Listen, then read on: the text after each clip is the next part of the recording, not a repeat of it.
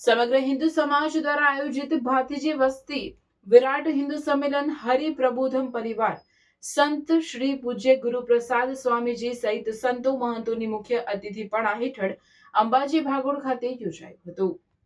આ હિન્દુ સંમેલનમાં વક્તા તરીકે સબૌદ્ધિક પ્રમુખ નીરવભાઈ પટેલે સેવા આપી। સમગ્ર હિન્દુ સમાજ દ્વારા એકતાની નવી ઉર્જા અને જાગૃતિ પ્રદાન કરવા માટે સનાતન સંસ્કૃતિ અને સામાજિક સમરસતાની એકતાનું પ્રતીક એવા ભાતીજી વસ્તીનું હિન્દુ સંમેલન અંબાજી ભાગોળ ખાતે બાકરોલ શ્રી હરિપ્રબોધમ પરિવાર સંત પૂજ્ય ગુરુપ્રસાદ સ્વામીજી કબીર મંદિર મહંત પૂજ્ય ગણેશદાસજી મહારાજના અતિથિપણા હેઠળ યોજાયું હતું, જેમાં પૂજ્ય સાધુ સૌરભ સ્વામીજી, પૂજ્ય તીર્થ બાપા, કથાકાર નિખિલભાઈ જાની, સહબૌદ્ધિક પ્રમુખ નીરવભાઈ પટેલ, સંયોજક કલ્પેશભાઈ પટેલ સહિત ઉપસ્થિત રહ્યા હતા।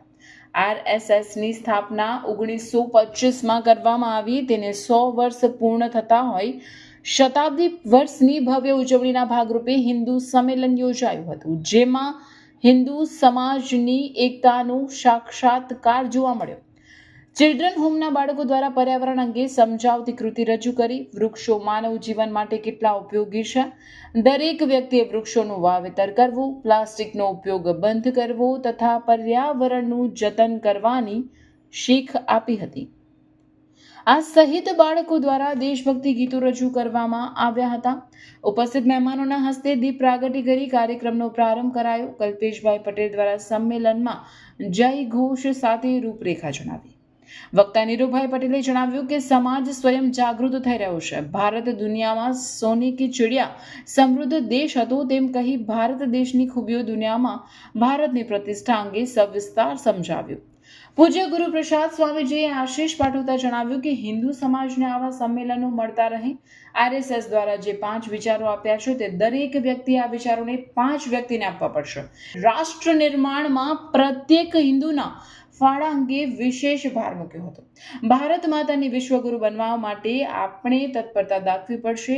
એક રૂચિ એક દિલથી ભારત માતાની સેવા કરવી છે।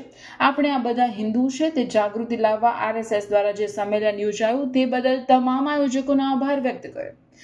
આપણા અંગે વિદ્યા ભારતી ગ્રુપ મંત્રી રઘુવીર ખંભાલા, પૂર્ણકાલીન કાર્યકર લક્ષ્મણસિંહ ચૌહાણ તથા શહેર પ્રમુખ મનનભાઈ પટેલ, તાલુકા પ્રમુખ કુલદીપસિંહ યાદવ, દુધારા ડેરી સદસ્ય ચંદ્રકાંતભાઈ પટેલ, નિલેશભાઈ ભાવસાર, અનિલભાઈ ગાંધી, દેવદત્તભાઈ પટેલ, મનોજભાઈ રામી, વિરેનભાઈ શાહ, અજીતભાઈ પરમાર સહિત ગામ અગ્રણીઓ, ભાઈઓ બહેનો મોટી સંખ્યામાં હાજર રહી સમાજની અતૂટ એકતા અને સંગઠન શક્તિના દર્શન કરાવ્યા હતા।